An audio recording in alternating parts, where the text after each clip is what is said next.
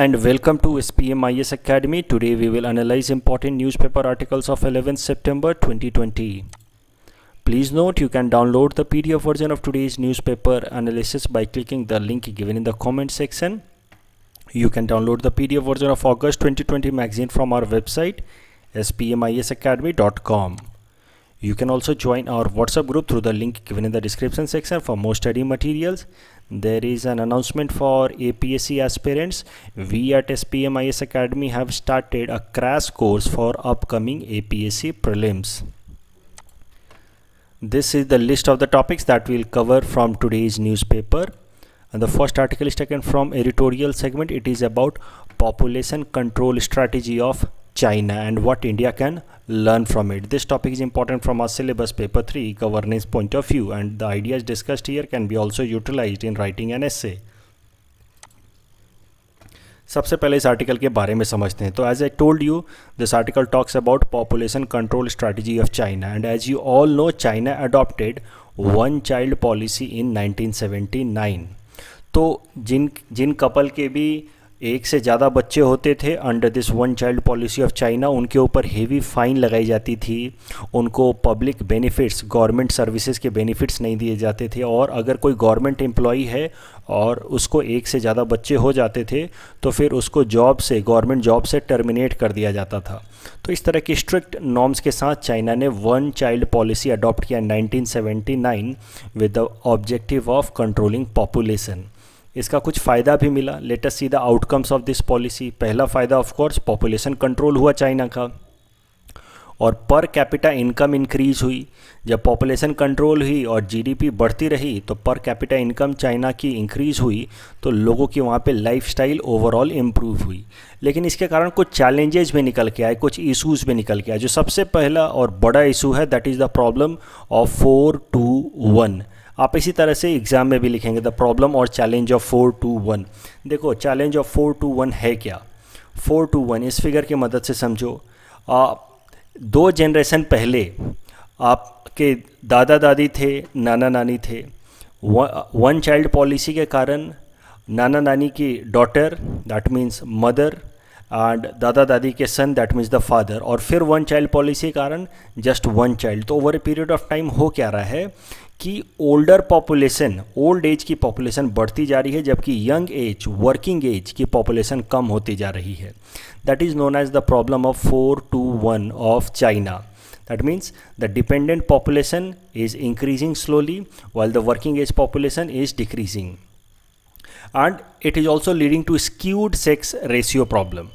Skewed sex ratio का मतलब क्या है. देखो जैसे हमारे इंडिया में प्रेफरेंस फॉर बॉय चाइल्ड है, वैसे ही चाइना के अंदर भी प्रेफरेंस फॉर बॉय चाइल्ड है. मतलब कुछ थोड़ा बहुत पैट्रियार्कल सोसाइटी चाइना के अंदर भी है, और इस कारण से जब एक कपल को ऑप्शन था कि बस वो एक ही बच्चा रख सकता है, तो naturally most of the couple prefer to have a male child, और इस कारण से धीरे धीरे चाइना की सेक्स रेशियो स्क्यूड हो रही है against the female population. So that is the another problem arising because of one child policy of China. अभी देखो इसके कारण क्या क्या इश्यूज निकल के आ रहे हैं उसको जरा डिटेल में देखते हैं. The challenges arising because of one child policy of China. First of course we discussed distorted demographic structure. देखो वही आइडिया है, 4-2-1 प्रॉब्लम ही है, इसको अलग लैंग्वेज में यहाँ पे बता रहे हैं.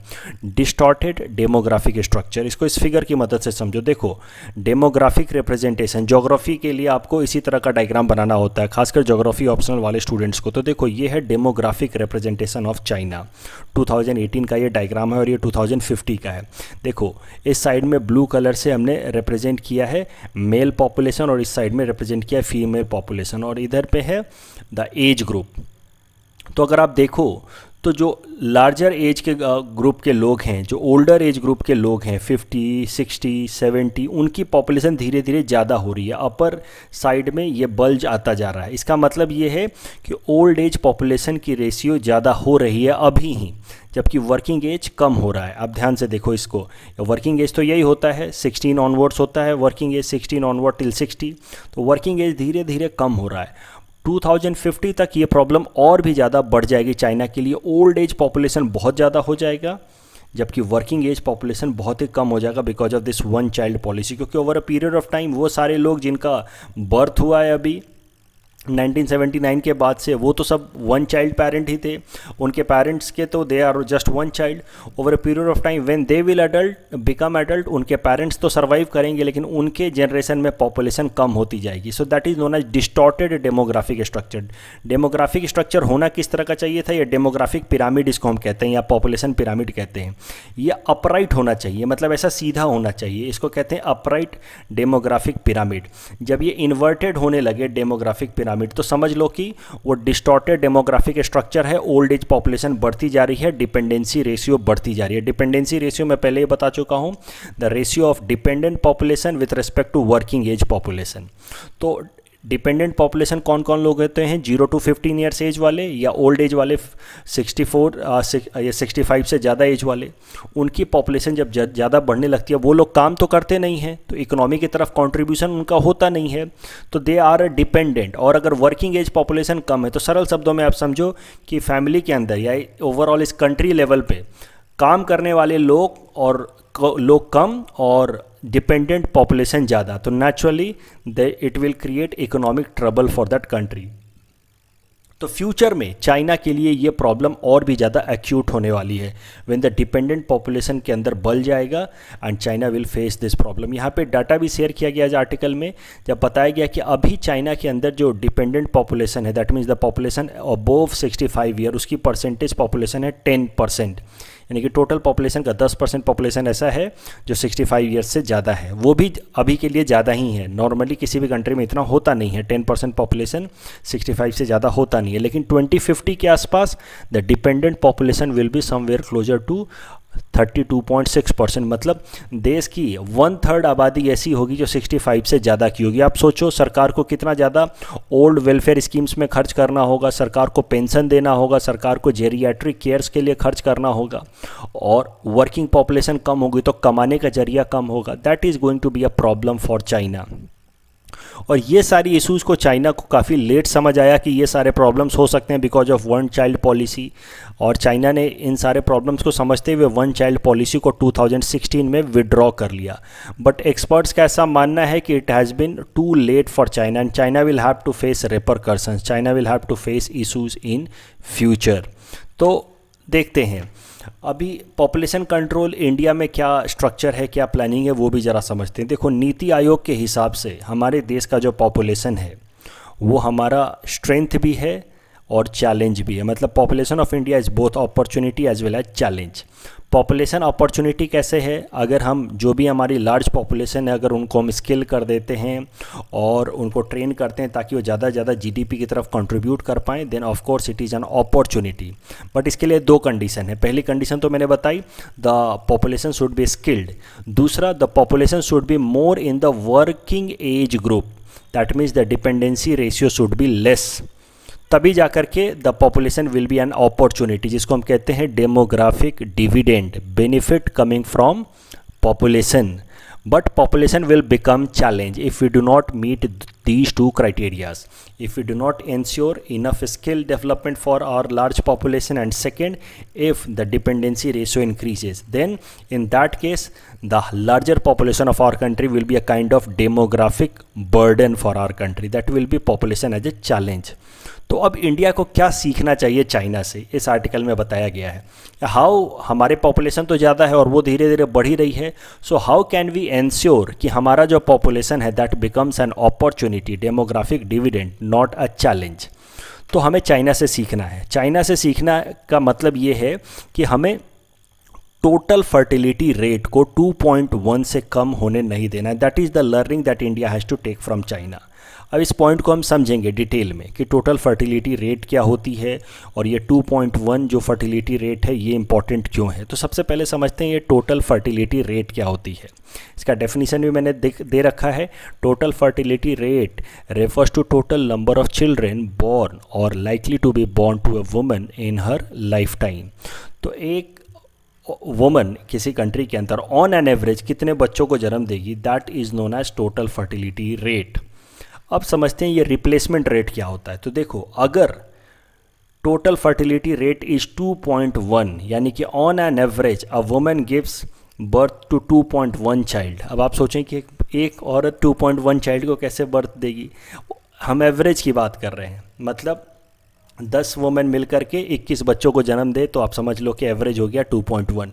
सो यूएन के स्टडी के हिसाब से if this is the total fertility rate of a country कि 2.1 is the total fertility rate, तो होता क्या है कि पॉपुलेशन ना बढ़ती है ना घटती है। जो पॉपुलेशन होती है जिस एज ग्रुप में वो सस्टेन होती है over a long period of time, और इसी कारण से हम इसको कहते हैं replacement rate.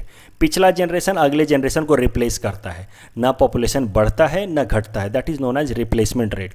So total fertility rate should be 2.1, and when total fertility rate is 2.1, that is known as replacement rate, and that is the optimum total fertility rate that a country should always try to have. China ने गलती क्या कर दी, where China went wrong, China ने one child policy को इतने लंबे समय तक इंप्लीमेंट कर दिया कि उसकी टोटल फर्टिलिटी रेट डिक्लाइन होकर के 1.7 तक आ गई, और धीरे धीरे इस कारण से हुआ क्या कि डिपेंडेंट रेशियो बढ़ता गया और वर्किंग एज पॉपुलेशन कम होता गया। अभी इंडिया एक बेहतर पोजीशन में है, इंडिया का टोटल फर्टिलिटी रेट अभी 2.24 है, यानी कि 2.1 से ज़्यादा है।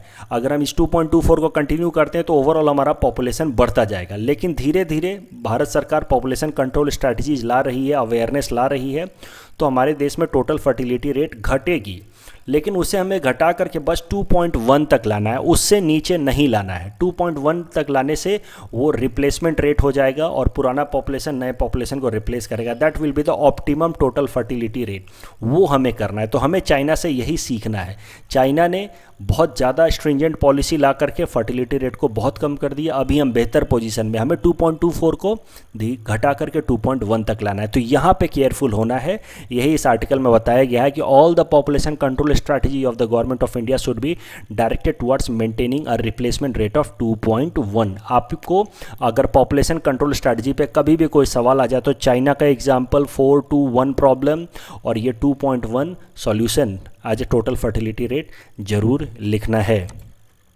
The next article is taken from international segment. It is about India-Japan logistics agreement. This topic is important from our syllabus paper for international relations point of view.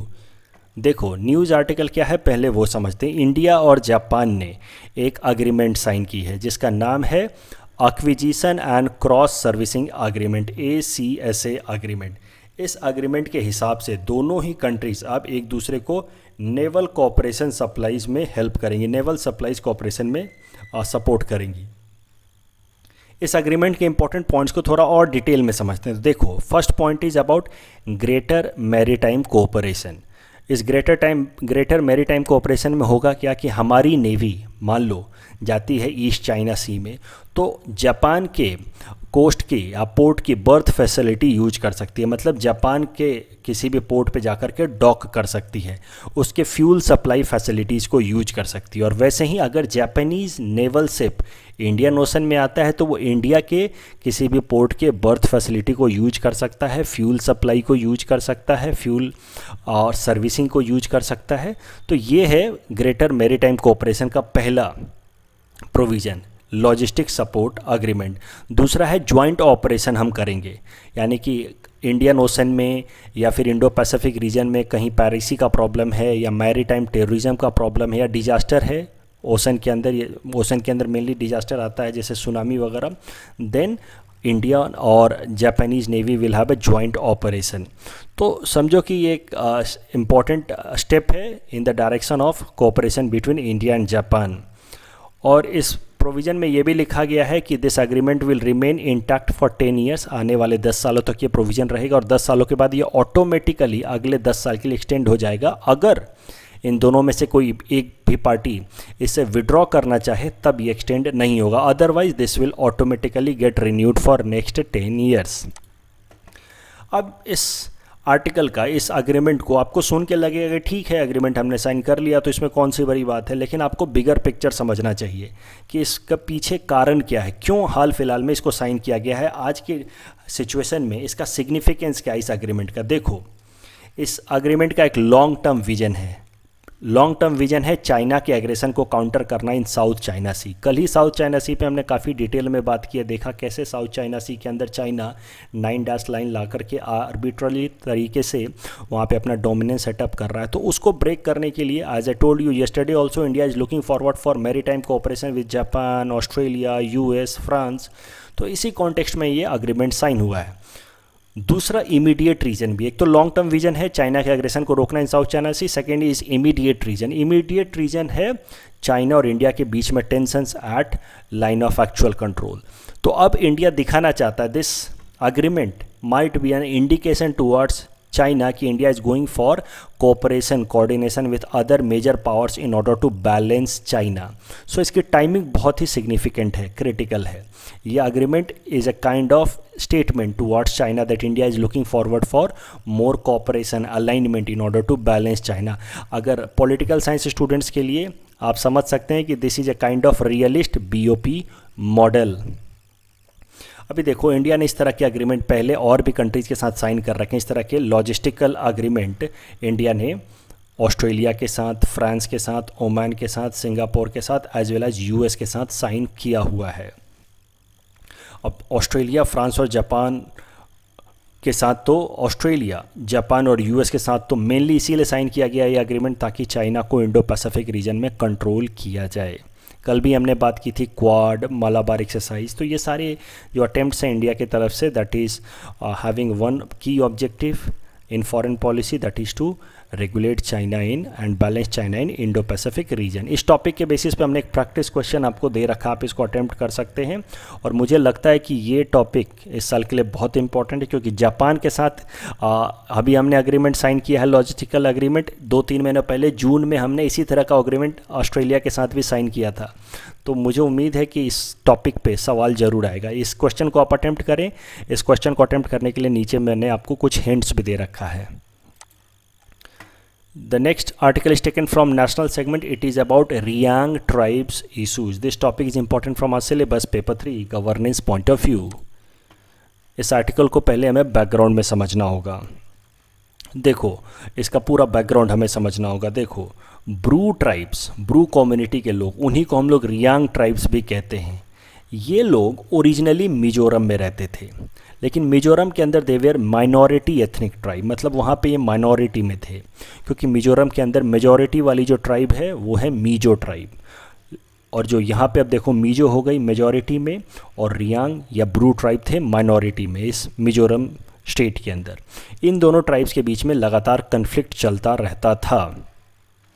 और ये जो मीजो लोग थे ये कहते थे कि ये रियांग ओरिजिनली मिजोरम के हैं नहीं और इनका नाम वोटर लिस्ट से काट देना चाहिए, जबकि रियांग या ब्रू ट्राइब के लोग कहते थे कि उन्हें ऑटोनोमस डिस्ट्रिक्ट काउंसिल उनके लिए बनाया जाना चाहिए अंडर शेड्यूल 6। तो इस तरह का कन्फ्लिक्ट चलता रहता था इनके बीच में ट्रेडिशनली, और ये कन्फ्लिक्ट बढ़ता गया।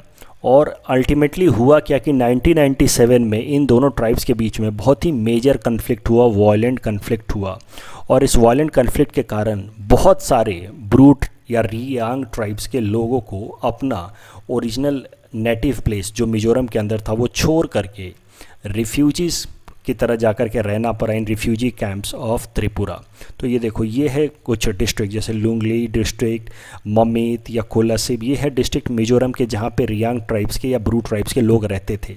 लेकिन बिकॉज ऑफ दिस कन्फ्लिक्ट इन 1997 इनको अपना ये टेरिटरी छोड़ करके जाकर के त्रिपुरा में रिफ्यूजी की तरह रहना पड़ा काफ़ी टाइम तक। अब बहुत टाइम बाद लगभग 20-25 साल बीत गए हैं तो धीरे धीरे इन ट्राइब्स के लोगों के बीच में मीजो और रियांग के बीच में थोड़ा अब पीस डेवलप हो चुका है।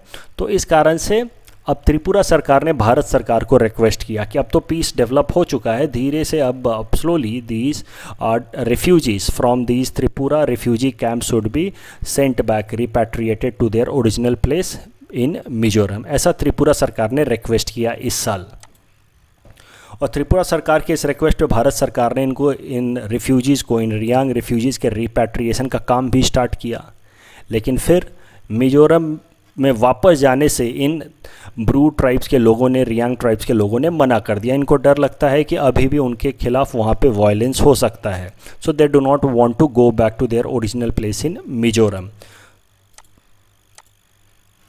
तो एज आई टोल्ड यू, देखो एक बार हिस्ट्री देख लो, ब्रू ट्राइब के लोग 1997 में यहाँ से मूव करके गए त्रिपुरा रिफ्यूजी कैंप में। अब पीस आ चुकी है तो भारत सरकार और त्रिपुरा सरकार चाहती है कि इनको रिपैट्रिएट कराया जाए, बट ये अब नहीं चाहते कि वो वापस जाएं।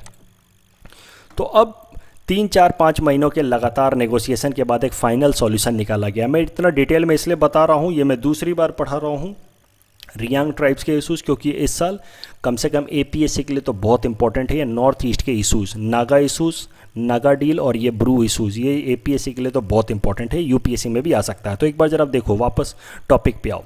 4-5 महीनों के लगातार डिस्कशन के बाद एक फाइनल सॉल्यूशन बनाया गया, क्वाड्रीपार्टाइट एग्रीमेंट, यानी कि 4 पार्टीज़ ने मिल करके एक फाइनल एग्रीमेंट साइन किया। 4 पार्टीज़ थे, central government, Tripura government, Mizoram government and Bru representative. इन्होंने मिल करके एक फाइनल एग्रीमेंट साइन किया जिसमें ये फैसला लिया गया कि दीज रियांग रिफ्यूजीज़ और Bru refugees will stay in Tripura only. इनको त्रिपुरा में ही रखा जाएगा, लेकिन भारत सरकार त्रिपुरा सरकार को 600 करोड़ रुपए देगी ताकि इन लोगों को त्रिपुरा में ही सेटल कराया जाए। इनको त्रिपुरा में ही इनको रिहैबिलिटेट कराया जाएगा, इनका वोटर लिस्ट में नाम डाला जाएगा त्रिपुरा के अंदर ही।